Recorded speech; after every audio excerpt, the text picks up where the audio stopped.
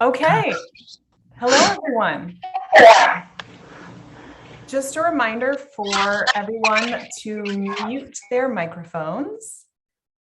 Thank you very much. All right. Hello. Hello again. Welcome. Bonsoir tout le monde. My name is Chelsea Stieber, and on behalf of the co-conveners of the Haitians Book Club, Brandon Bird and Shelby Sinclair, it is my pleasure to welcome you to our first virtual discussion on the subject of translation. Before we introduce our illustrious guests, I wanted to say a little bit more about our wonderful translators, the book club, and to thank a few of our partner organizations. So first and foremost, our conversation is being simultaneously translated today into Haitian Creole by two wonderful translators, Nadine Mondesta and Nadège Cherubin. Thank you, Nadine and Nadège. Please remember, and this is for us, for our invited speakers, and for you, to speak slowly and clearly for our wonderful translators as they work to move what we're saying into Haitian Creole. If you would like to access today's conversation in Haitian Creole, please select interpretation. There's a button at the bottom of your screen, and select Haitian Creole to join that language channel. So on the book club, The Haitians, A Decolonial History is Jean Casimir's landmark work of theory and history. Published first in French in 2018 and in English, translated by Laurent Dubois in 2020 with UNC Press.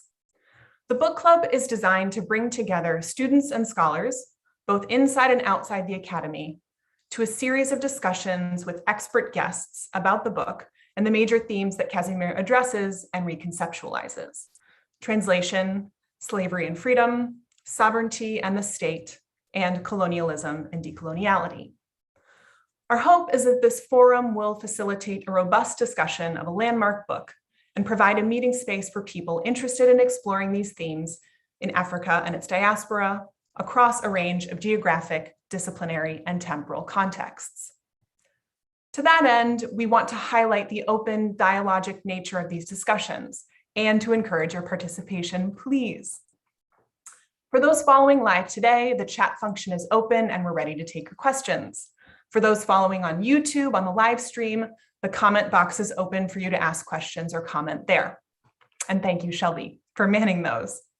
With the help of our two translators, the discussion is being simultaneously translated, as I said before. And for those watching the recording, we will make a comment section on our website available for discussion and ongoing engagement with the text and with one another. For those new to the book club, please do check out our companion website and sign up for our email list. I'll drop a link to that in the chat. You can tweet using the hashtag the Haitians Book Club. And please also mark your calendars for our next session of the book club in just 2 weeks, Friday, September 24th, for a discussion of slavery and freedom with Crystal Edens and Jessica Marie Johnson. Same time, same place. Oh, and finally, our wonderful supporter organizations, the Haitian Studies Association and the African American Intellectual History Society. Thank you for their support. Brandon? All right, thank you, Chelsea. Without further ado, I'm going to go ahead and introduce our illustrious featured guest for today. Laurent Dubois is the John L. Now, not sure if I'm pronouncing that correctly, the third bicentennial professor of the history and principles of democracy at the University of Virginia and co-director of the Democracy Initiative. From 2007 to 2020, he was a professor of Romance Studies and History at Duke University, where he was also co-director of the Haiti Laboratory from 2010 to 2013, and also founded and directed the Forum for Scholars and Publics from 2013 to 2020. His most recent book is Freedom Roots: Histories from the Caribbean, University of North Carolina Press, 2019, co-authored with Richard Turtz. In addition to the many books he has written and the many honors that he has won, which you can find in more detail on our website, Laurent is also the translator of Jean Casimir's 400-page magisterial book, The Haitians, which of course is under discussion in this book club. And we can all agree that that active translation is no small feat.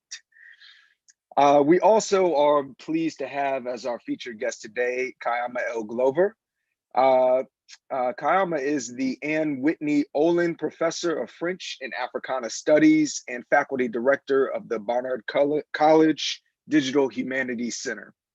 She is also the founding editor, co-editor of Archipelagos, a journal for Caribbean digital praxis, and the founding co-director of the Digital Humanities Project, In the Same Boats, toward an Afro-Atlantic intellectual cartography.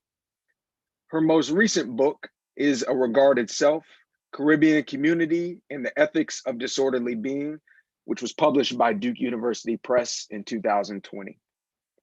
In addition to the numerous books she has written and co-edited, Kaiama has published numerous translations, including Frank Etienne's Ready to Burst, Marie Chauvet's Dance on the Volcano, and Renee Despestes, Adriana in All My Dreams, and Francois Vergès, The Wombs of Women.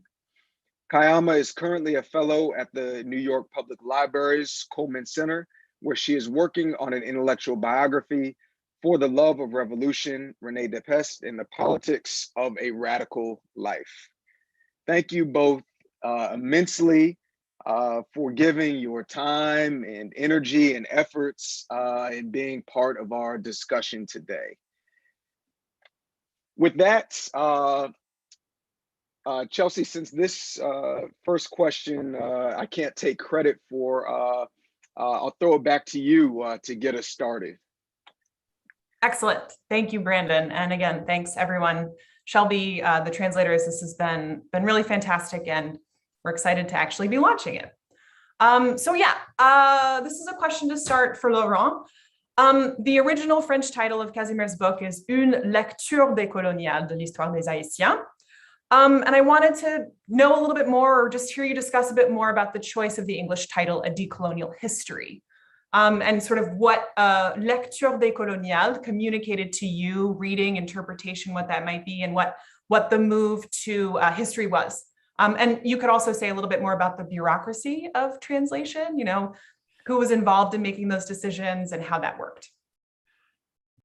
Well, first of all, just thank you for organizing this. It's really amazing to have this book club and to be able to participate in it, and kind of an honor to have the work amongst and so many wonderful people in the group today. So I'm looking forward to the conversation, and particularly excited to be able to be in conversation with Kaiama, who helped me a lot as I was translating this in terms of kind of conceiving and thinking about these different questions. The title, I should first of all just say that the title decision was really Elaine Meisner at UNC Press. She was the one who kind of suggested that decolonial reading of the history of Haitians from the Treaty of Ryswick to the US occupation would not really be great in English, that people expect the different kind of titles, that it work, certain things that work in French don't work in English. And kind of just kept getting more and more focused on what would kind of transmit the core of the book to a US audience that might not be familiar with Jean Casimir.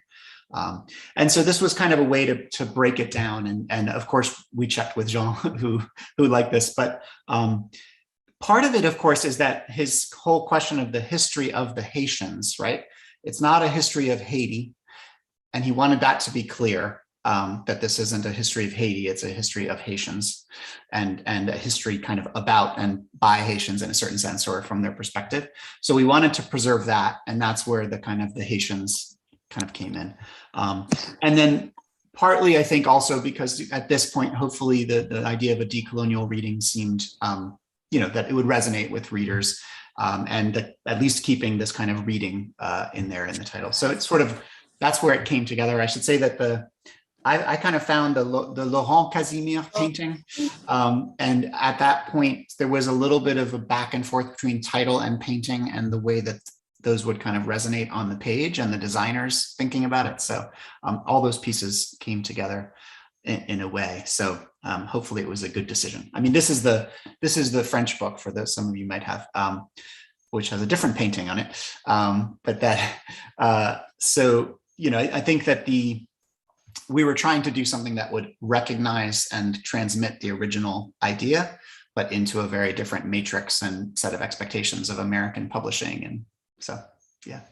Does that kind of answer the question? Or? Yeah, I mean, I think it goes nicely too into this next question. So I'll just sort of follow up on that, because I want to know more, maybe even if you could talk about where some of the decisions were that you had to make specifically, which is to say, you know, like where did, or maybe where you put your foot down or not, you know, and if there were any, right. You don't have to like air dirty laundry, of course, but where that might have come in. But I actually, maybe to preface this, I noticed a really interesting decision to put that poem from Franck Etienne, both in the top part of the introduction rather than in after the dedication on the French version, and also the title perspective that you added to it, which to me is like illuminates the entire sort of Casimir's gambit in a way. And I guess I'll read from it because we have it here. And for those that have the book, it's just at the top of the introduction chapter. Perspective. If we don't sit on the same hill, we won't see the same plain. And this is from Voix Marassa, 1998, this Franco-Creolophonique spiralist work of Franck Etienne. And so, yeah, I wondered if maybe what was the genesis of this idea to put that poem there, to title it Perspective. At least Brandon and I found in our reading that the spiralist epigraph seemed particularly pertinent, given that the work seems to move in a spiral fashion, returning to concepts, though never in the exact same way throughout the book. And here at Kaiama, I would really love for you to weigh in too, given your expertise and sort of how that resonated with you, or even if you were part of that decision, which may be the case. I mean, and I have to reconstruct this in some ways. I think part of the discussion just had to do with, the translation has a lot of stuff before you get to Jean, so Walter Mignolo wrote a preface. I have a translator's note, then there's his preface. So some of it was the feeling that epigraph is important to have right when you're diving into that moment of the introduction, which I think is very powerful and is like, so making sure people would connect the fact that he started with this spiralist to some of the introduction. So I guess it was some of it was just that, the way that the experience of going through the book, and just the fact that there's this kind of front matter that in a sense interrupts a little bit before you get really into Jean's book. So I think that was part of it. So he, in his original, it's called Introduction un regard, right? And I spent a little while trying to think about how does that translate, right? And I wasn't quite, a look, right? Or a gaze. At one point I thought like a gaze, or sort of my gaze or something, right? There's a kind of, as one does eventually, kind of settled on this idea of perspective, in part because, as I did in the translator's preference, I'm just trying to ready people for the fact that this whole book is about kind of changing your perspective, right? He's constantly trying to get people to look from a different direction. And so of course, then the combination of that and the epigraph seemed like it would kind of help to situate that and help to get people ready for that. Yeah. It's super effective. I mean, it is on the one hand possible to miss, but again, that's what sort of this spiral return of so many things is so powerful and also really effective. Kaiama, do you have spiralist thoughts to add to the Franck Etienne epigraph? It's quite a setup. Spiralist thoughts. I wouldn't presume. No, but let me just start by saying thank you also for inviting me into this conversation. This is, first of all, I'm so psyched to see all the folks in the participants, students and friends and colleagues and co-translators. And Brandon, thank you for what is arguably the coolest shirt I've seen on Zoom in a very, very long time. So thank you for that. It's a very good choice. But yeah, so this question of Laurent's responses and your questions all kind of turn around, something that's really very much a part of translation, which is packaging and sort of the logistics of shepherding a work into the world in another language, right? So the extent to which before you encounter the content of the text as the translator working, especially working with a living author, and then also working with a press, there's much to be considered in terms of presentation, because one does judge a book by its cover, particularly when it comes to translation, and particularly when it comes to translation from, I think, contexts that are less readily known, perhaps, to the world of the so-called target audience. I hate that target thing, but that's how we, talk in translation speak.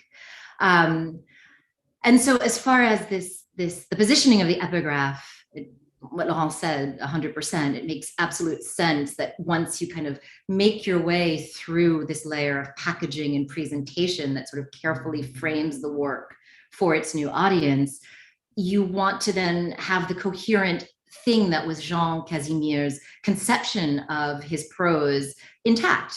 And he saw this epigraph as what would be, as we tell our students, you can read the book in the epigraphs to a certain extent. So he chose it for a reason. And so Laurent honored the significance of that choice of opening on Jean's part by placing it adjacent to Jean's first words. And that makes perfect sense. And then I was thinking also, reading, obviously I'm a huge fan of Franck Etienne and think a lot about and with his writing, but this particular morsel is, at the risk of going too far with metaphors, I do find it to be something of a decent metaphor for what translation can feel like, a kind of awareness and humble acceptance of opacity to a certain extent, but also this movement toward another space, toward another perspective. And as Laurent puts it in his translator's note, from the perspective of Haiti. And so it does this double work of, at least for me, reminding, and I think Laurent mentioned this as well, right? Reminding the reader that this is going to involve some sort of shift in perspective. And that perspective not only being maybe contextual and historical, but also linguistic. And it's this little acknowledgement, at least a wink, I think, for those of us who are bi or multilingual, an acknowledgement that there are going to be some things that are illegible, despite the efforts of translation. So, yeah. I don't know if that was spiralist, but those are my 2 cents. In the best way. Yeah. No, that translation point actually is I'm going to be chewing on that for a while. That's fantastic. Yeah. I mean, it does raise part of this question of when you're so most of this book is in French. There are moments in Creole. That epigraph in the original is in Creole. And, there's also that question of what do you, and I remember kind of puzzling over the particular translation of that and, whether people think that it's translated right or not, but there was a kind of, in terms of the cadence, how to sort of transmit that cadence of what Franck Etienne writes in Creole into an English version, because there's a couple different ways it could have gone, I think. So. I think you did a great job with that also, because I mean, Franck Etienne tends to, his prose feels very prophetic and declaratory, and it has always this kind of heft to it and this philosophical weight. And I don't even know if you can talk so much about Franck Etienne's prose, because it's always this bastardized thing of poetry as well, and that comes through in this epigraph beautifully, I think, in ways that iterate to some extent Jean Casimir's way of writing. Right. You talked about the sporadic nature, like, of the structure of the text, but there's also something sporadic in its rhythms, like in the particular rhythms of his phrasing, and so I just say that as well comes through and is announced by that epigraph. Oh, can I jump then totally out of the order of our questions because you're in charge. Because this is the other point of it that I think that, again, both of you can speak to, and we have a question down the line about sort of how your collaborative work sort of was part of this, having both a group to work with, but particularly about this language question, it is challenging. And I hadn't thought about the prose itself being really sort of turning back in on itself in some points. And I wondered if you could say a bit about a choice that you made. And I say this only because I had the pleasure and the honor to translate a very small chunk of Jean Casimir's text. And I had to both go back to your translation and also realize I had to let go a little bit more than I thought I would have to. in order to get to more meaning, if that makes sense, or at least that was what I found, that I needed to do that. So I wondered if you could talk a little bit about what your approach was, if this differed from translating. I know you translated Mbembe's critique of Black Reason. Black Reason, right? Yeah, if you could talk a little bit about that and what this maybe required, jumping off of Kaiama's comment on the language itself.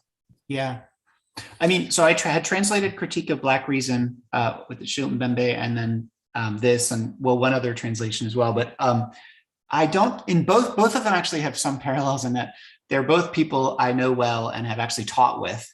And so there are also people, both of cases where people I kind of knew how they speak about things, right? I had heard them. And Jean, as Kaiama can attest and others, is an amazing storyteller. And so we had been kind of in conversation, right? And there is something in some ways conversational about this book, in the way that it sort of circulates and moves and invites and kind of changes tonality in certain kinds of ways. And so, you know, I think that helped me get up the courage to be willing to translate it to some extent. In particular, because, and I think, you know, Kaiama maybe can speak to this too, but it maybe differs in literary and different types of translation, but, you know, there's a problem with French to English translation, basically, which is that a direct literal translation from French to English will lead to English that's kind of unreadable, basically, or that's more complicated. And I know I'd had this conversation with Achille, who had said that he felt, you know, some earlier translations were kind of like too literal, and therefore, basically, the way that I experience it is that I'll read a text in French and I read it in English, and it's more complicated than it is in French, right? Because the sentence structures are just different. So a little bit of more freedom and being willing to do the basic things like cut sentences in half, reverse orders of things, does require a certain level of feeling like, well, first of all, it required knowing Jean was going to read it and say, no, you totally misunderstood what I was saying there, especially because there are formulations in the French that are quite complicated. And sometimes I was like, I'm not really sure what this refers to, you know? So double checking was key. But at the same time, the basic, at least the vision of the translation, right, which you're trying to get across the essence of the way the prose kind of feels and flows in the original in some way, but in a different language that flows differently fundamentally, right? And then just to conclude, like to add that the very last thing is that Jean is playing with the French language in a way that, you know, he's really making it his own, and there's sort of phrases that are really his own, and even terms that he uses that are kind of, les ingénus, for instance, is a term that I mean, there are all these terms that I really had to dig into and talk to him about and had conversations with others about, but that I wanted to also, in other words, I wanted you to read the English book and feel like somebody was playing with the English language, basically, right? That they weren't just, they were somehow remodeling the English language to transmit some of that. I have no idea whether it succeeded, but that was kind of part of the goal, was to stay true to the agenda, which was sort of to like explode language while using it, right? Which I think is, and in that sense, of course, the translations that Kaiama has done, for instance, of Franck Etienne and so forth, who are writers who do that as well, you know, was a reference. That's great. I'm going to ask you, Kaiama, I know Laurent just mentioned, but I think your sort of both experience and he mentioned like maybe it is different with the literary and the social scientific, if you will. But I mean, you just recently translated Françoise Vergès's book, and that was social scientific, although there's, you know, the prose, the English prose is absolutely beautiful, but her French as well. I wonder, could you maybe reflect on that for the, you know, these differences here that Laurent suggested, or similarities?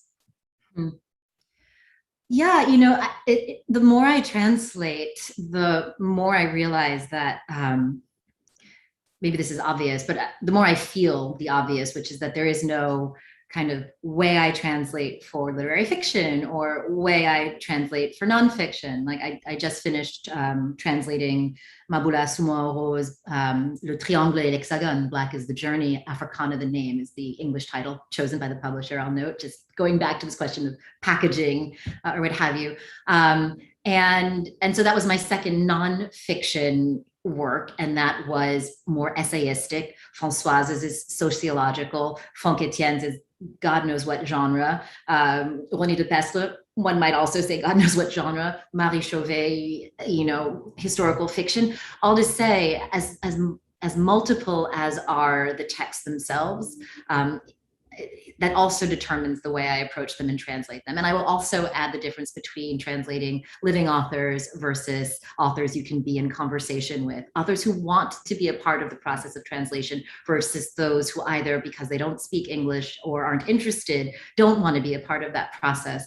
All of that is going to impact the approach and sort of the output, the outcome of the experience of translating. So yes, there are absolute radical differences, one could say, between literary fiction and nonfiction, but that doesn't begin to tell the story of what the actual differences are. And those are, I think, very unique to the text. And one can add a whole laundry list of other important distinctions that determine the approach to translation, the situation in time, right? Someone like Françoise or Mabula, who are writing in the 21st century alongside a political reality and a historical reality that I'm deeply familiar with, versus Marie Chauvet, who's writing in 1968 before I was born. That too is obviously going to have some impact on how I approach the text. And this maybe dips a little bit into another question. I'll try not to jump too much, but I will just say there is obviously a responsibility to the text and to the author that you take on when you're doing a translation. And the easiest thing to say is that it's fidelity. But that's maybe not the only thing you're responsible to, right? You're responsible to the context out of which it comes, you're responsible to the target audience or the readership, right? And so for those reasons as well, I think it's difficult for me to draw like neat lines in like how I approach different types of work. I have too many things swirling that are contingent on the particular text in the particular moment. Yeah. I'll say I started with Franck Etienne. That was just, that was just the best place I could have been. You're like, every other text is like, everything this else is easy to translate. So That's funny. I began with madness. Yeah. Yeah. And I should say, two things I would say, although I think you have a question about the Haiti reader, but maybe we'll get to that later. I can't remember. But one difference, which is one reason why I think from now on, I'd really love to do literary translation, as we're discussing, is the footnotes, right? So the one thing to just warn everyone who thinks about embarking on a scholarly translation is that if you're translating from French to English, and if the original English, you have to find the traditions and some people are better footnoters than others. I'm not casting too much shade, but they're, not in this book, but the moment when I was trying to find the particular Nietzsche section that Achille sort of mentioned, but didn't really cite, I was just like, this is going to kill me, right? So that problem of translating into a language from which a person has themselves translated many texts and then deciding which. So that infrastructure, and like, there's no one to help you with that. That's like your job. It's not like the press is gonna, so that is a lot of work, and the number of books you have to check out from the library and finding the right editions, and then the page number. Anyway, so it's not that literary translation. Literary translation is very difficult, but at least there's no footnotes, unless you're doing Ishmael Reed or something, or some other certain books that have footnotes. But yeah. Chelsea, I appreciate the question that led into this line of discussion, because it's exactly what was percolating in my mind. And while appreciating the difference, between the social scientific context and the literary context, Kaiama and Laurent, the one thing that I see is like a through line through both of y'all's works of translation is this attention, to this notion of context, and this attention to the intention of the authors that you're working with in conveying the realities of very specific places, very specific cultures, very specific times, and oftentimes very specific places, times, and cultures that have their own realities, their own understandings of the world, their own concepts that at times aren't meant to be, translated, right? So I wonder if you could talk a bit more about, any instances, any decisions you've made, with, specific parts of those languages, specific parts of concepts that you are trying to bring from, French to English, and wrestling maybe even with whether to bring those from French to English, or perhaps even leave them in the, the native language. I was just about to look it up, because going back to Fonquetienne, I think, yeah, so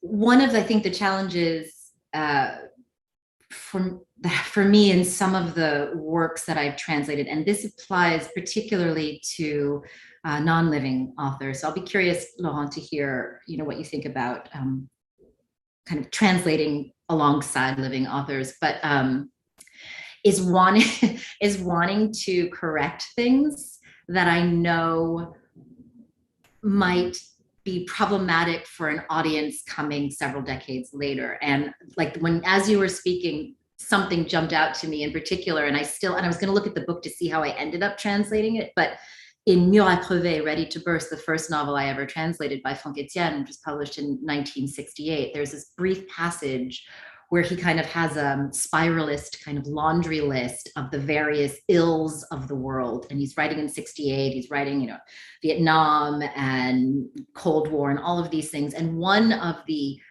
categories that makes it into this laundry list in French is the word pédéraste, which means homosexual, essentially.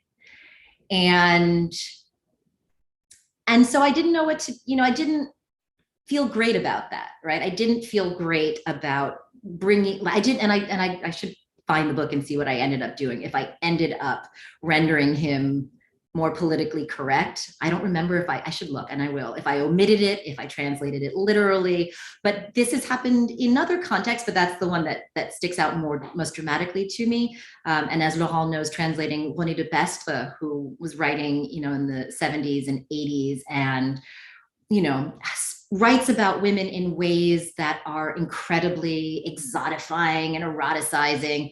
And I was publishing this like right in the heart of Me Too.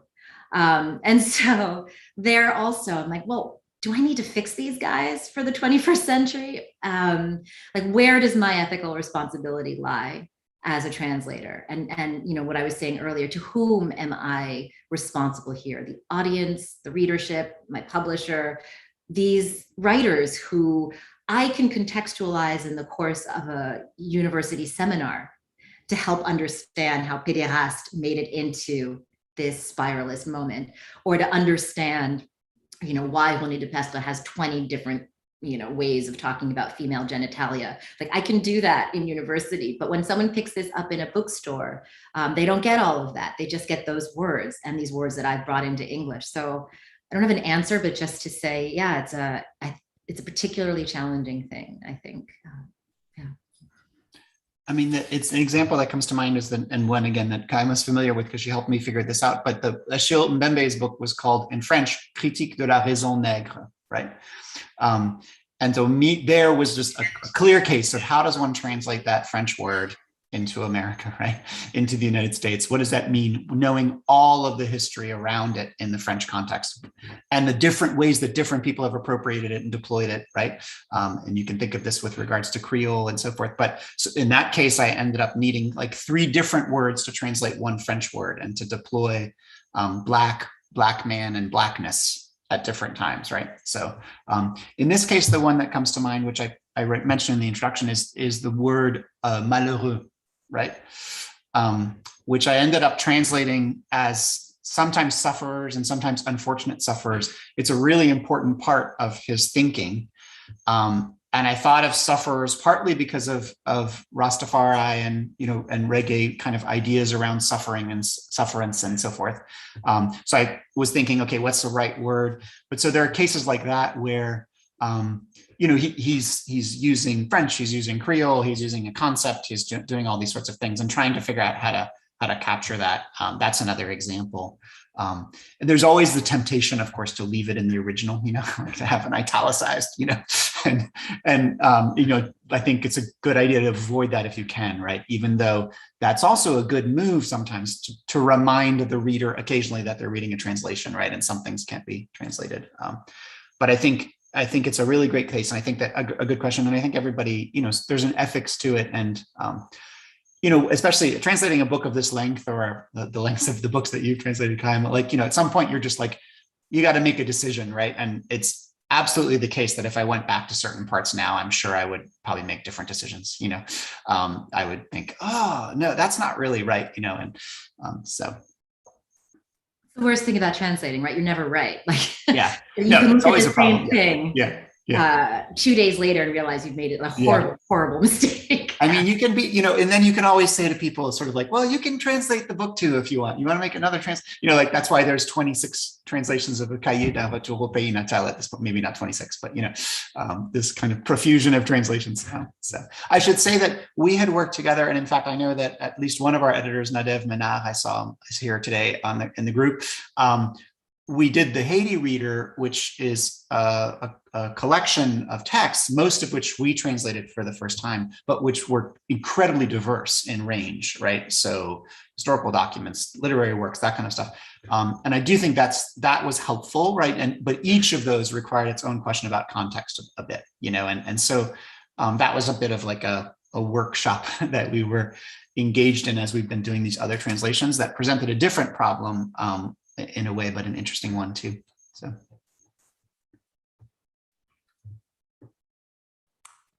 this is really, thank you for that question and this sort of discussion about process. I want to talk process more, but I know it could get a little bit boring. But could we maybe, just even from the brass tacks of how you go about, I want to talk about your process in terms of collaborating, right? Like what feedback, how that works. And from as simple as, are you keeping like a list that you need to ask to Jean, but then you also want to run by, say, Kaiama or someone else that you're in dialogue with?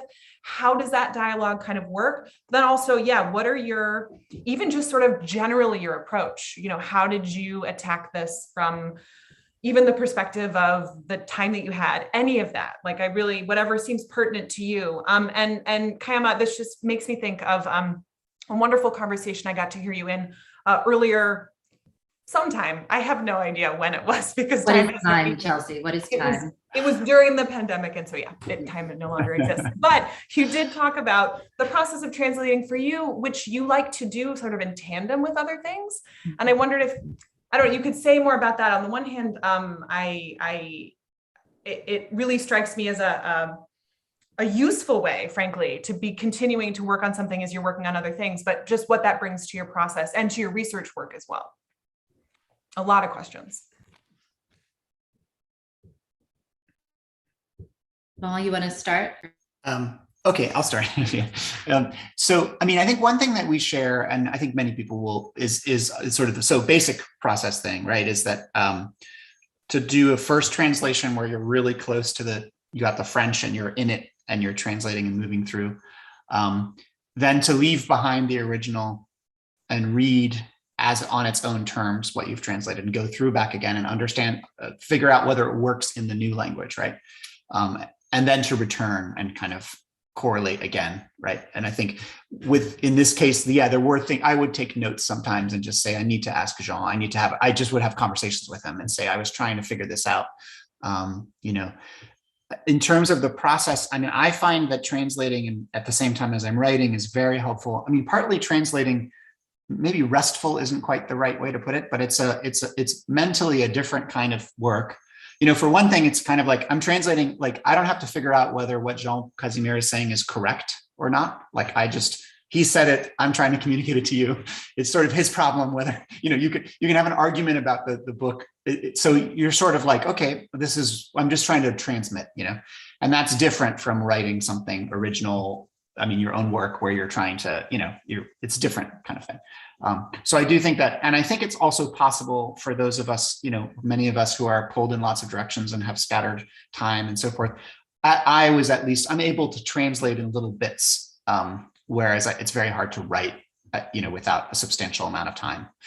So it's possible to do a paragraph of Jean Casimir in a brief moment between meetings or something.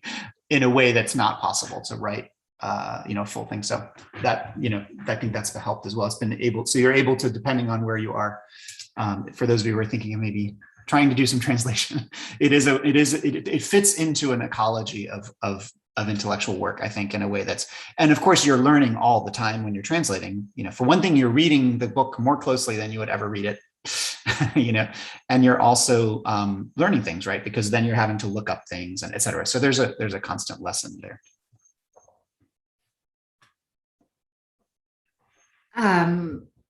Yes, what Laurent said, really, on a lot of different levels.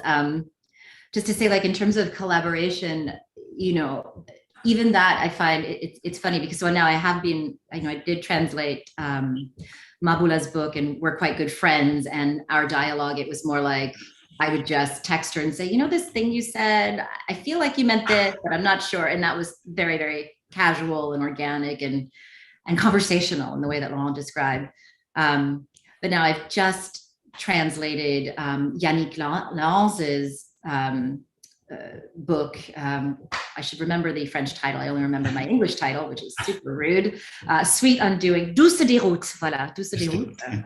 And I sit in total awe of Yannick Lance. And so I am not texting her and saying, well, that I neatly compiled a draft with highlighted portions where, if you would be so kind to let me know, right? So it was a very, very different experience of collaboration that has everything to do with the relationship with the author.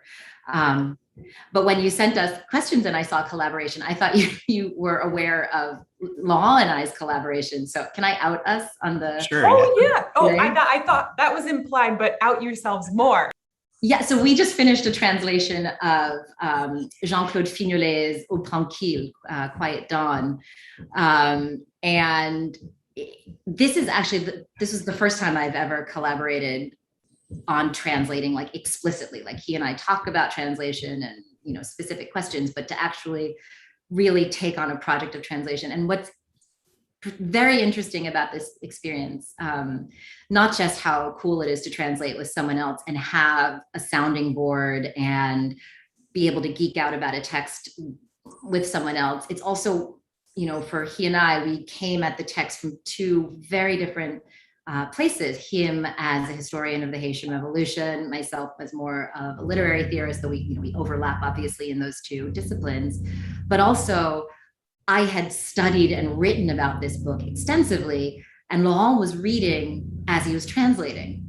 And so it was, absolutely hilarious. There couldn't be any spoilers because he didn't know how any given thing was going to turn out. So I'm, anyways, it's been one of the more joyful experiences of collaborative translation that I've had for those reasons, just kind of being in the mind of another translator at the same time. I can imagine that with someone you don't know as well or haven't worked with as closely, it could be a horrible, horrible experience. But this has been a more playful and sporadic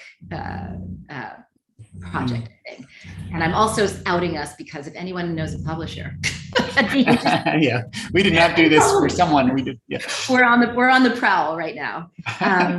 You heard it here first. I can't believe we got a scoop. That's awesome. Yes, but also the I was going to say the other, it's amazing because there are these moments as a translator where you're sitting there with a text, a phrase, and you're like, I cannot figure out how to translate this, and so many times we're like, I think one of us was blocked and then the other person would just, it's like one little word or orders or things like that. So that kind of, that's huge because there are a lot of moments like that where you just feel like you can't get through, you don't know how to, and I feel like I can't leave it in brackets or something, I'm just like, especially when you're working with a spiralist author, right? The whole thing is a mind-blowing experience of reading, much less of translating. But it's true with Vignola. It must have been amusing because I was like, oh my God. Do you believe what happened? Like, yes, I do. I'm well aware of what happened.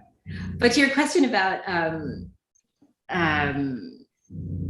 translation as a separate exercise, I will also reiterate what Laurent said about translation occupying a separate space in your professional and your reading practice. Like, as much as I do think and feel about translating Haitian literature, that it's an offering and it's meant to be an offering to a public and to these authors, it's also very much an offering to myself of the luxury of dwelling with these texts in ways I don't get to so much. There is a selfish component to translating, which is these deep readings and these slowed down experiences of reading that we used to do, I suppose, in graduate school to some extent, maybe, like probably not even, right? Like, because we're busting through reading lists and orals exams and this, but to go to a text and that you love and to be looking for the word as carefully as you imagine the author was looking for that word in the original language, and to be in that space, that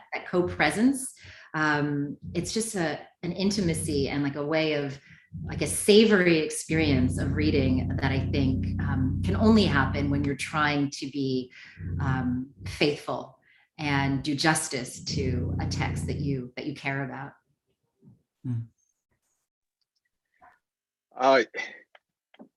If I could jump in, because that word there, care, like there's a lot of like that's intentional. Kaiama, for you to use that. So I wonder here if we could talk more about the social, political, ethical concerns, cares that motivate, that inform y'all's practice of translation. And of course, here, it's implicit, so I'll make it explicit. Translating Haiti specifically, right? And here I'm thinking, of a phrase of yours that you use that's just it's incredibly poignant. I believe you've written that Haiti represents a high stakes example of Blackness in need of translation. So yeah, just on this notion of political, ethical, social concerns that inform y'all's translation practice. I'll jump in, and then do you want to go ahead, Kaiama? So for this book specifically, I think there's I'm seeing in the chat some discussion of sort of the history of Jean Casimir in the 1980s wrote first in Spanish and then in French books that have had a massive impact actually on Latin American thinking, right? So his first book was, he studied in Mexico, he wrote it in Spanish. So this kind of, he's had a huge impact for decades, right, on the work that we now call in the United States decolonial, but that has, this kind of Latin American history.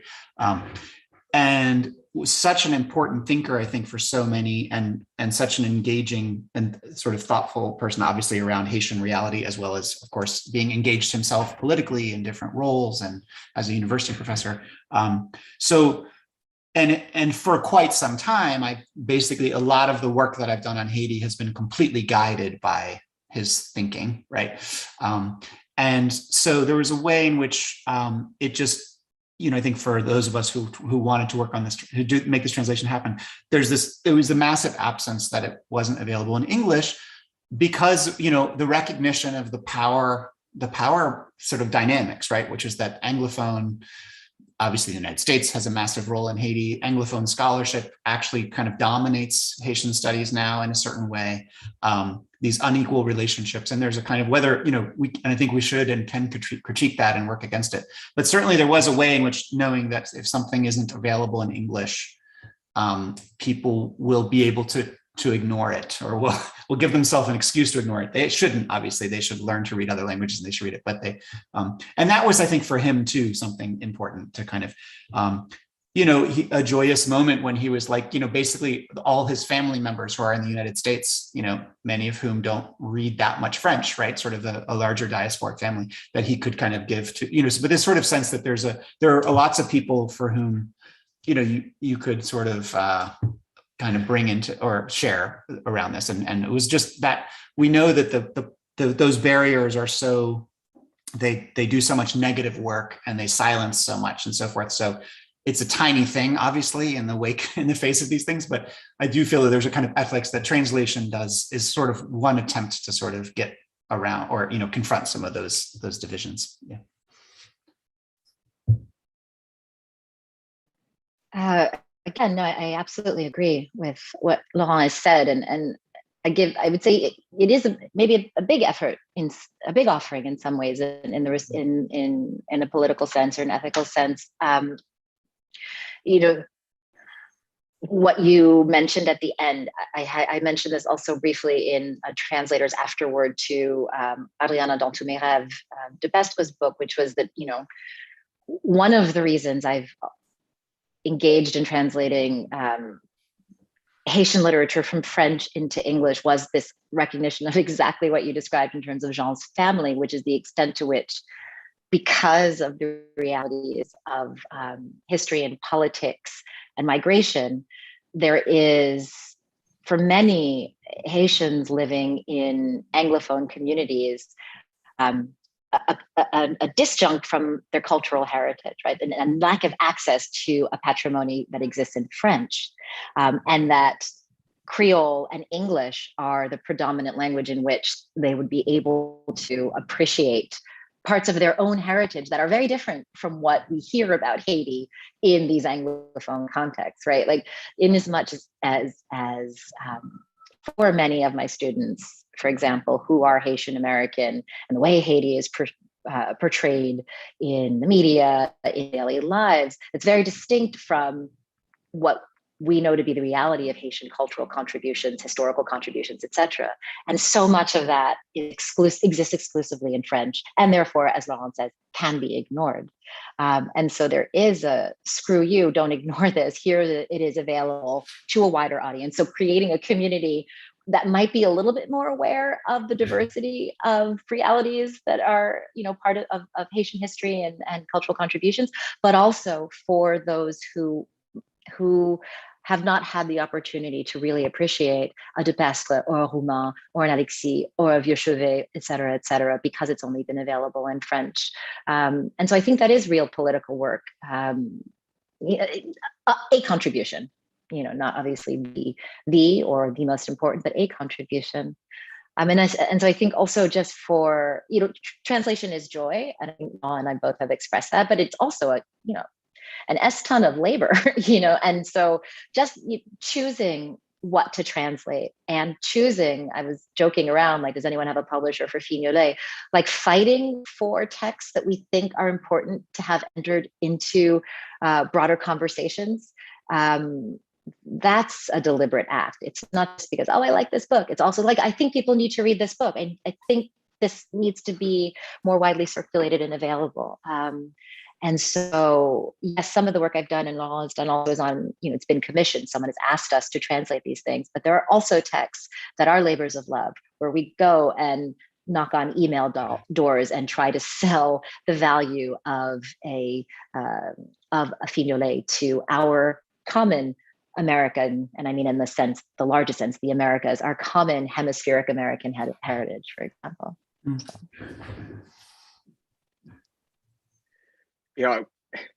So we have so much goodness happening in the chat right now, so we want to get into some questions sooner rather than later. This is a club, so we want to open up to everybody. But I want to put on the table, it strikes me that we began this conversation talking about the bureaucracies and the logistics of translation, and in a way the needs and the aspirations of a publishing community that sometimes may have a different audience in mind than the audience that seems very clearly, Kaiama, Laurent, that you have in mind, right? You're talking about audiences of that's composed of the Haitian diaspora, an audience that's composed of perhaps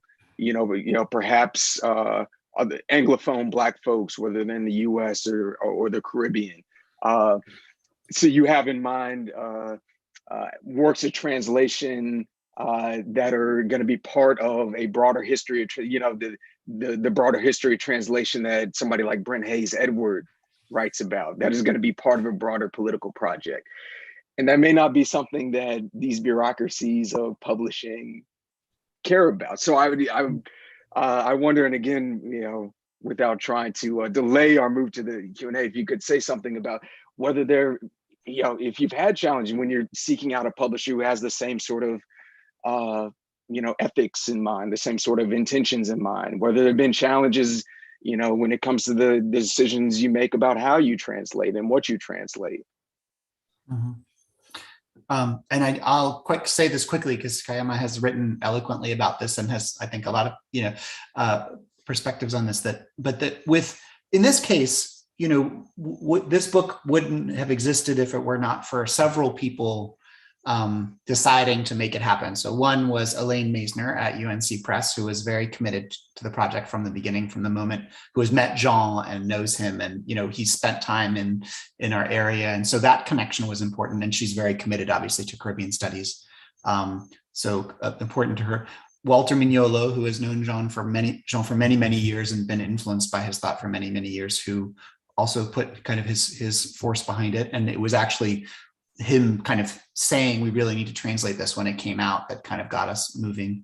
And then mobilizing resources at Duke and UNC, where there's funding for translations.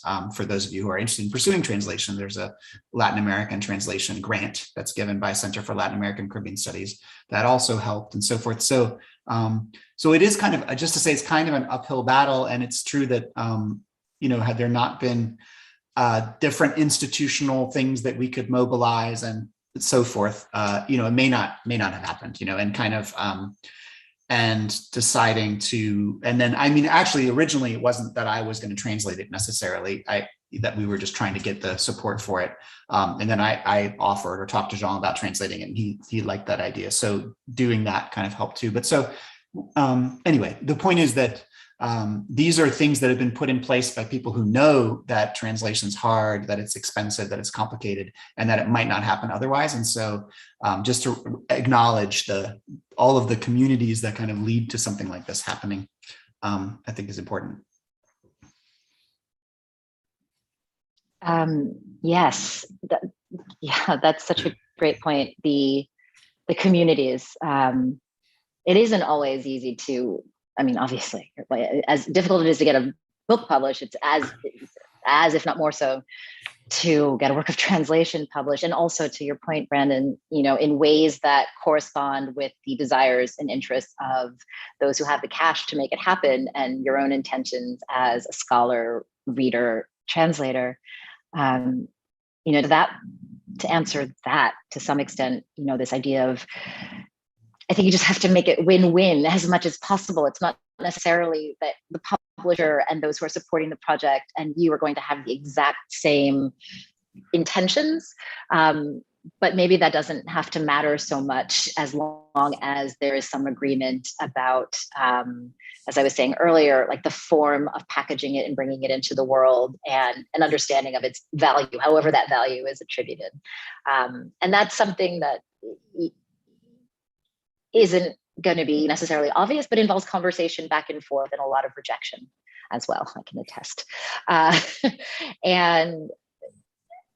And so it feels like I'm doing a PSA for this book, but this book that we've just translated, these questions are so poignant because it is such a, quote, difficult work, but we are both convinced that it's such a resonant, timely, and valuable work, period, like for this moment, but also as a work of literature. But we're being very thoughtful and unsure about what kind of publisher, academic, trade.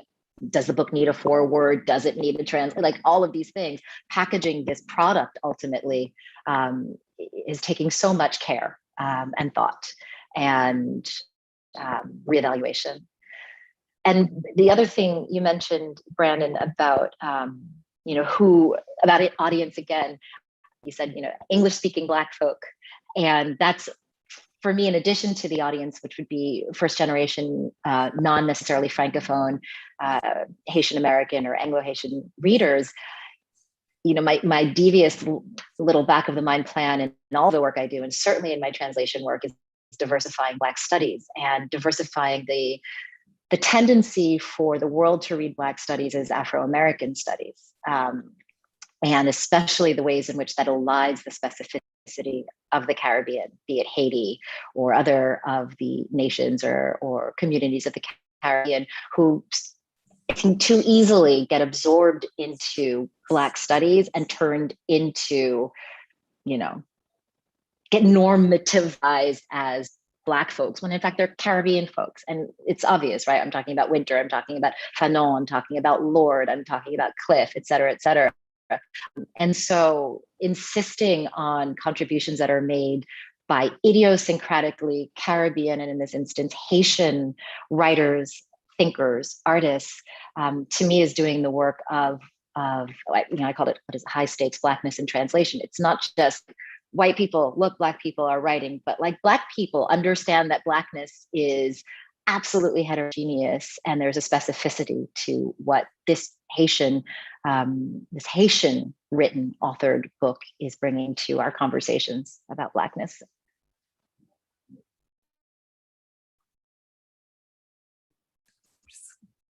Awesome. Thank you both. We need to move to the chat, but I hope it allows you guys to continue to reflect. It's fantastic. I'll start with just packaging maybe a few of the questions that have been asked about really kind of plans for moving forward with the translation, Laurent, in other languages. Catherine DeLuna asked whether there are expectations of distribution in Africa of either the French or English translations. I'm not sure if you know. And also a few people had asked, Catherine and then also Rachel Douglas, are there plans to translate the book into Spanish? Mm-hmm. I am not aware of Spanish translation, although I think maybe Walter is thinking about that. It is true that there are works by Jean Casimir that were written in Spanish originally. So La Cultura Oprimida, so his first book, which is still, I think, fairly available. I'm not totally sure on that, but so is there. And I mean, obviously these are different books, but sort of his ideas have been in circulation in Spanish for quite some time. In terms of distribution, I mean, UNC does in principle distribute worldwide. I don't know how well the distribution is. And a lot of times one does have to kind of do something specific. For instance, it would be very interesting to think about the West African spaces and so forth. And I should say that the French version of this book is extremely limited in distribution. I mean, it's essentially, Jean arranges with a publisher in Haiti. It's very difficult to get a copy of the original.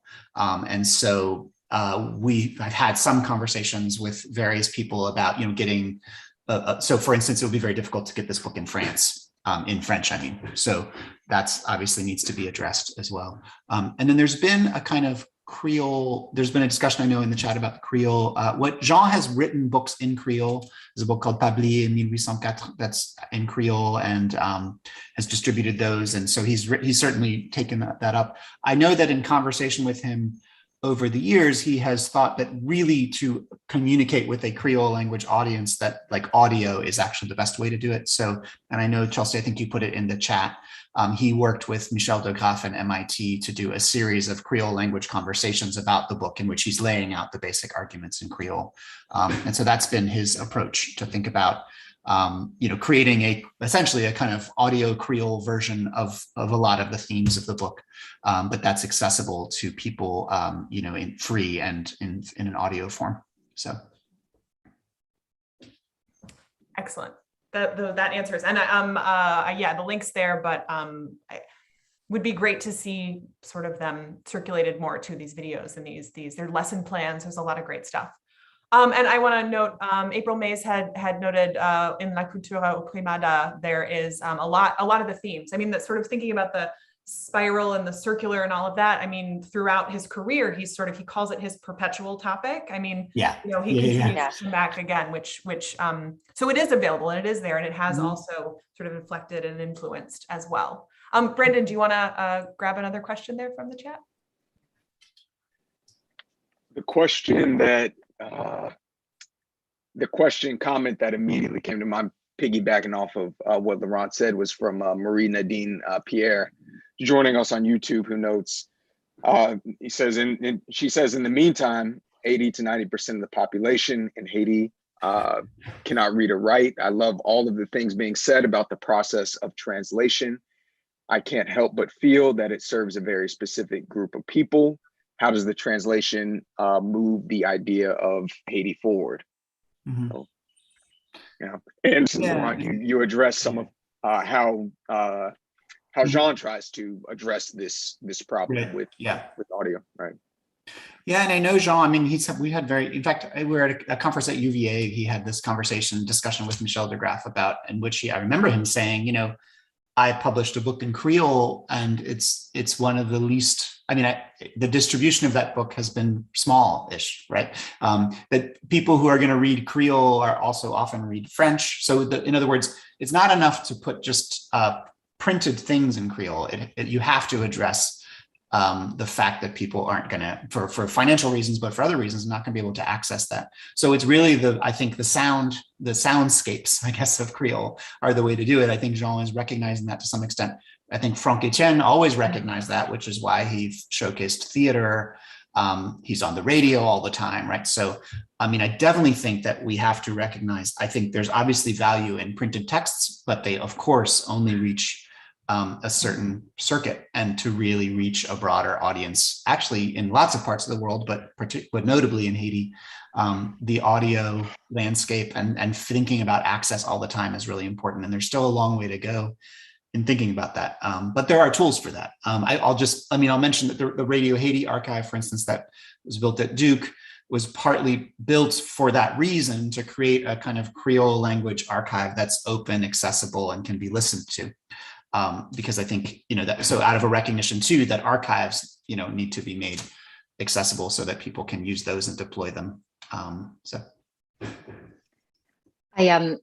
To add to Laurent's point, and I think it's worth noting, Franck Etienne has, from the beginning, like Jean, really thought about the multiple audiences for his work, and grappled with and struggled with the extent to which some of the important things that he's tried to put out into the world don't fall on the ears of those he's writing about or for, in many ways.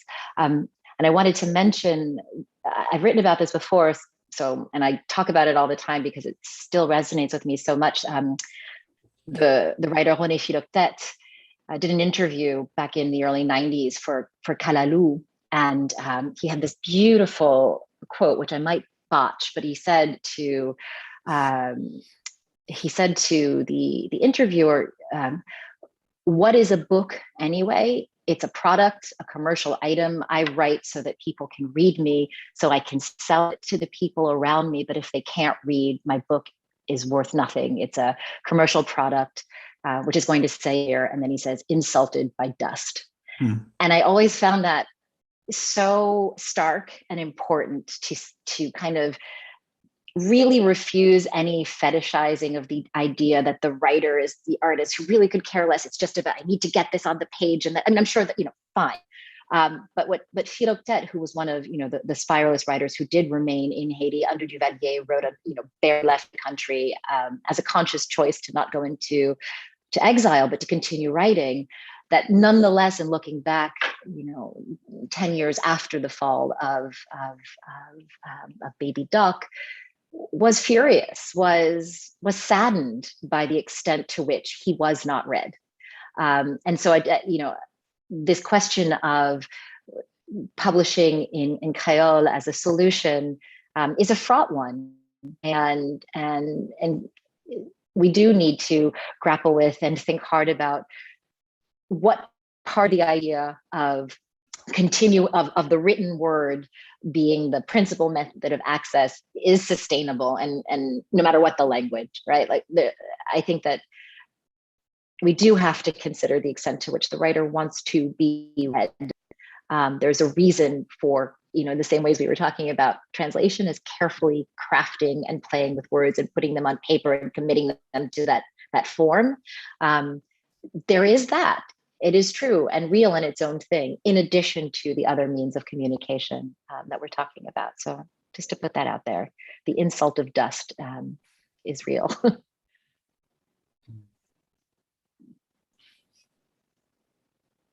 I'll jump in, Brandon, and grab another one. And I think this sort of gets to, maybe one final question, then there are a few good sort of conceptual questions, one for Kaiama specifically and one for you, Laurent. But so Anna Verlouis just wanted to know, and I thought this myself, How quickly did you decide to translate it, Laurent? Because it is true that the French came out in 2018. Did did you already know it was going to be translated? Had you talked about this, or did it happen that quickly? And did Jean maybe have an Anglophone audience in mind when he wrote the book, which is to say maybe a North Atlantic academic audience? I mean, the answer to the second is no. I think he really wrote it with the French one in mind, and so Walter Mignolo wrote the preface for the French edition. So Jean had asked him to write a preface for the French edition. So basically, as soon as it came out, Walter, and I knew that it had come out too, Walter said, like, this is, basically, I just read this amazing book, wrote the preface, we need to translate this, right? I had not read it yet, actually, at that time. So then I saw Jean in Haiti, he gave me a copy, and we kind of went from there. So it was pretty quick. This is a work, and sort of going back to what April said, this is a work that it's suffused with his whole life's thought in many ways, right? Which are, not every theme that he's explored, but there's a kind of, a magisterial quality to it. Like, he's taken lots of threads, accumulated sort of archives and material, and put them together. So I, was aware that this you could have translated actually lots of different Jean Casimir books. And one should, obviously, I think, the La Culture de l'Opprimé should be translated. There's lots of other things that should be translated, but this seemed like a good place to start. And the fact that it was relatively new was actually, I think, nice to have something that came out then. And, and of course, in part because he's speaking, he wrote it in the last few years and was speaking to certain things in a certain way. So, I mean, it was kind of, again, I feel like an incredible debt to Jean Casimir for so many different reasons, so it wasn't hard to propose to decide it, and to sort of, and if once he accepted it, that was sort of it. Yeah. So.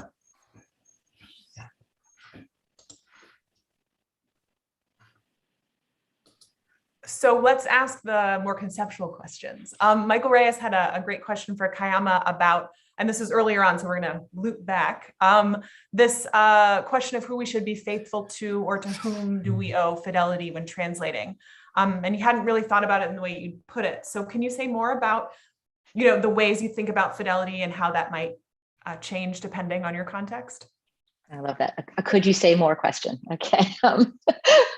No, Please, yeah, thank you. No, I can say more. Yeah, no, at the risk of being redundant, I think just recognizing that and not only redundant in what I said before about this particular question, but also how I responded to Brandon, sort of the split of focus of audience and combining that with the exigencies of like getting the thing out there and what you're willing to compromise on or sacrifice in order to attain that final goal. At this point, I'm pretty in a different place than when I first started translating in terms of what I know is right.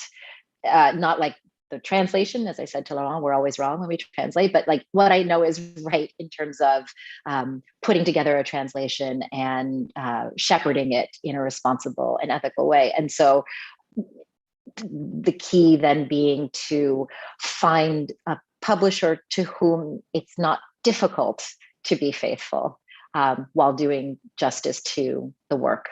And so for me, it's been like working with Archipelago's book is a no-brainer because I know the press, I know their intentions. Working with Akashic is another example where I can look at the list and understand that they care about the Caribbean. They care about the distinction between Caribbean studies and Black studies, right? So doing your homework, so it makes it such that this question of fidelity isn't one of navigating conflict, but finding that horrible thing, synergy, or whatever that word is we can use to talk about when people's interests are aligned toward a common goal, even if they're coming from different places. So yeah, and that's pretty evident from the beginning of working with a press when you get your first, when in presenting the work or your understanding of the work, how the editor responds and talks about how they want to position it can give you clues. I won't, throw under the bus specifically, except to say, Nathan Dyes approached me to do an interview for Haiti that then became an article I wrote about the ethical responsibilities of faithfulness in translation. concerning the particular word vaudou or voodoo that really consolidates my thinking about faithfulness and ethical obligation more than anything I think I've written. Yeah. And I think that particular example also points to not only the theme of fidelity, but also what's the word? Maybe just general awareness. Back to the notion of context and understanding the environment and the context that one is translating from. If I'm remembering that specific example correctly, Kaiama, and what you said and wrote about that, and particularly with a great deal of respect and I should say restraint, making a strong case for understanding the histories and socio-historical realities of the place from which one is translating. I tried to shift my focus in that piece. I will say, when you talk about restraint, and it helped me because I said one thing in the interview, a lot less restrained, I think, and then written it differently in the piece on reflection.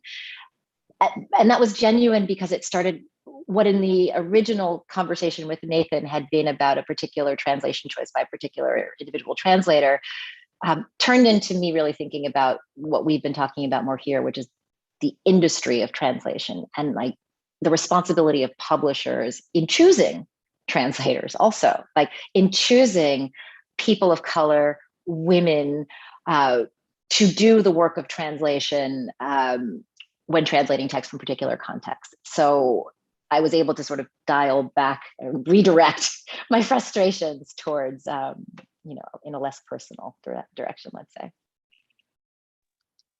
Yeah, I got you. You got me. So first of all, I mean, just a shout out to everybody that has joined. I mean, this feels like a real family affair.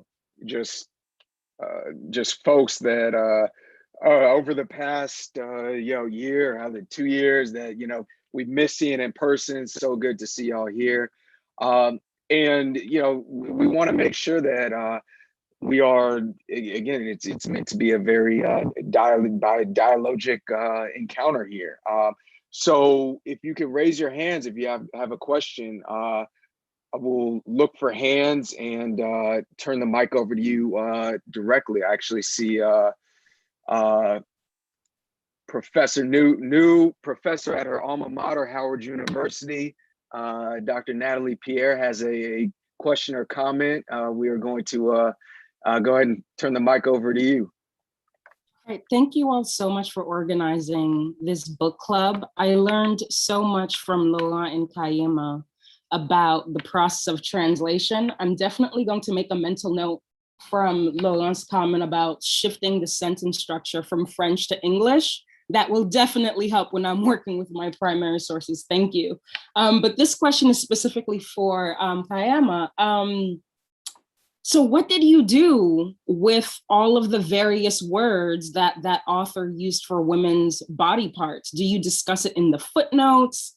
Like, how do you translate political correctness without distorting the author's original intent? So I was just really curious, what did you do in that particular instance? Yeah, I was actually flipping through this book, looking for the I couldn't find it because I was trying to also pay attention to this conversation we're having. But with Dubois' book, it actually turned into the solution turned into like I won't say an attitudinal shift, because I was already there in my appreciation of the book, but a confidence that my reader would be able to understand the entirety of Dubois' sort of prose universe as one of provocation and play.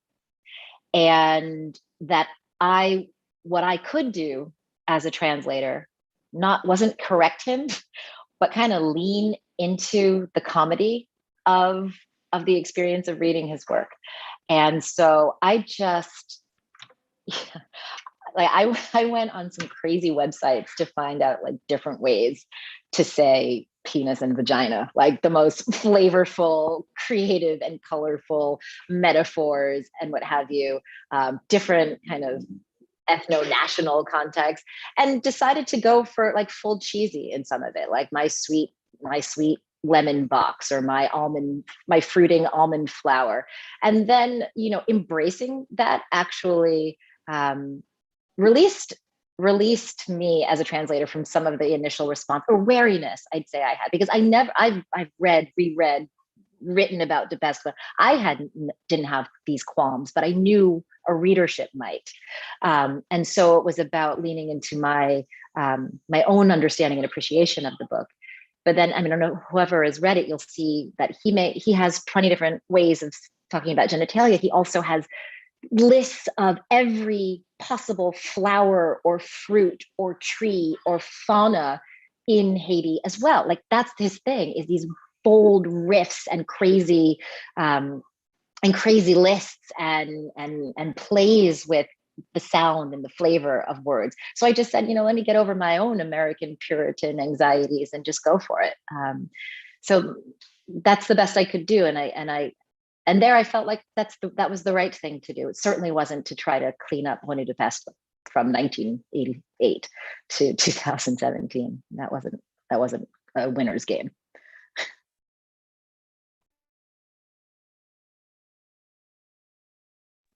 Thanks for that question, Nathalie. Please, everyone else, if it's open, we'd love for you to ask questions. I will jump into the chat. We had 2 questions that are kind of coming together. Oh, Ailette, do you want to ask your question? I'm sorry, I cut you off. Go ahead. Okay. My name is Elliot, and my question is, I hear decolonialism, and I'm a mainstream white person, okay? So take that into account. I'm sorry. Decolonialism can mean something different from what I understand for Native Americans. I live out in West, and the Native Americans living there have one definition. But that may not be the same as Casimir's use of the term, and I'm wondering if there's a difference.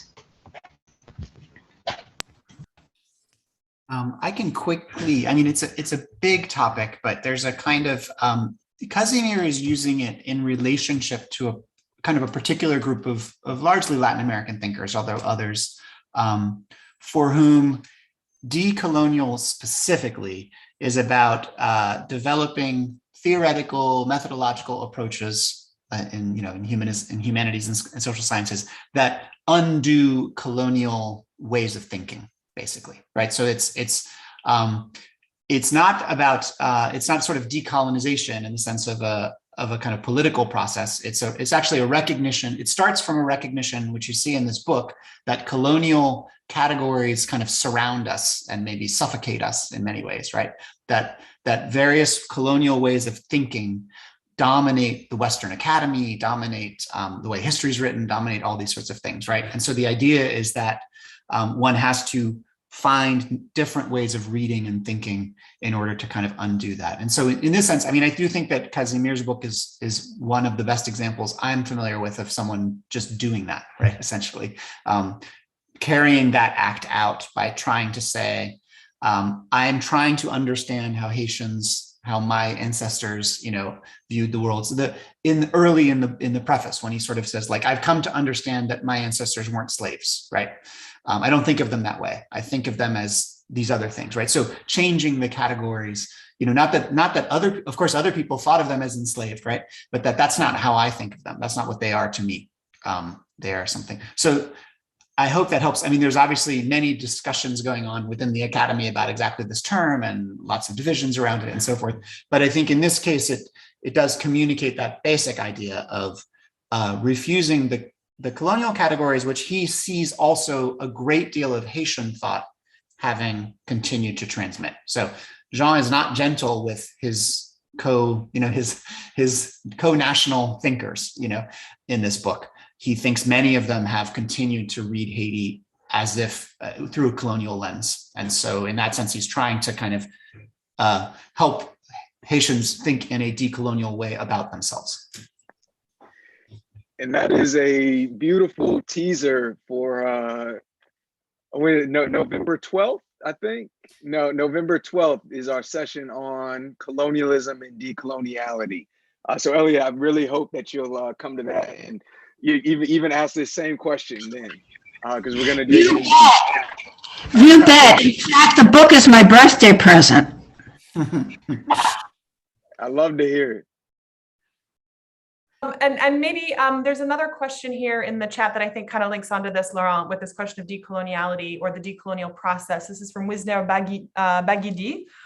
He wants to know if or how you decided to translate and conceive of the way Casimir considers the notion of elite, which he put in quotes, in a decolonial process. Right. Yeah, it's interesting because one of Jean's book is called Haïti et ses élites, l'éternel dialogue de sourds, right? So the dialogue, how do you pronounce that in English? A dialogue of the deaf, basically. So in that case, he's talking about how what he's calling the elites in that context just can't hear Haiti itself, right? Or it's true that in this book, he used the term oligarchy more than elite. And I remember a conversation with him when he sort of says, well, elite suggests that they kind of deserve in some ways to be in the positions where they are, which I don't think they really do, right? They're not kind of, so in this case, there were different ways. He spends a lot of time trying to describe this particular group of actors and thinkers. I mean, one of the interesting things about this book is how much of it is actually an analysis of how these oligarchs or elites thought, right, at different moments, and how much continuity there is, and he has a powerful kind of argument that Moreau de Saint-Méry, for instance, continues to guide way too much thinking about colonial sentiment among Haitian thinkers, right? Versus Vaté, who he sort of celebrates as more, so he's also, there's an intervention here among, and I did see him present some of this to the Société d'Histoire et Géographie d'Haïti and with Michel Hector and others at events. And that's a group of people that he's been in dialogue with for a long time, but he's also kind of arguing with. So I guess that's important context, right? Is that to some extent they used to meet, a small group of them used to meet regularly under this almond tree in Michel Hector's yard. And these debates infuse this. So, and he's to some extent not in friendly debate with a set of Haitian intellectuals, just as Michel Rolfe-Traut begins silencing the past, saying like it's my conversations at my uncle's table. So just that's a long way of saying I think some of it is to recognize, how much of this is anchored in a particular Haitian intellectual practice that brings together a lot of different people. So all of whom actually you would probably describe as being part of the elite in some way. These are university professors, former ministers, et cetera, but who are also trying to kind of critique and undo that. So I guess somewhere I think Jean does believe that there can be a decolonial approach among this group, right? And with his students at the university as well. So.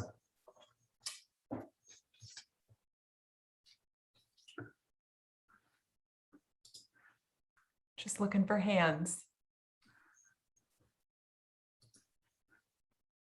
However, around hour and a half for a lovely discussion seems pretty perfect to me. A reminder to everyone, well, first of all, thank you. Thank you, Laurent. Thank you, Kaiama. So generous. Thank you, everyone, for coming. Thank you to the Haitian Studies Association, African-American Intellectual History Society. Also, our translators, Nadine and Nadej. Thank you so much. Really fantastic. And this conversation is going to continue. We are doing stuff on the website. We're going to email you. So please, this is fantastic. Please continue to join us, give us feedback, and have a really wonderful weekend. Thank you, everybody, and see y'all soon. Thank you. Thank you. And thanks, Jamie. Great. Yes.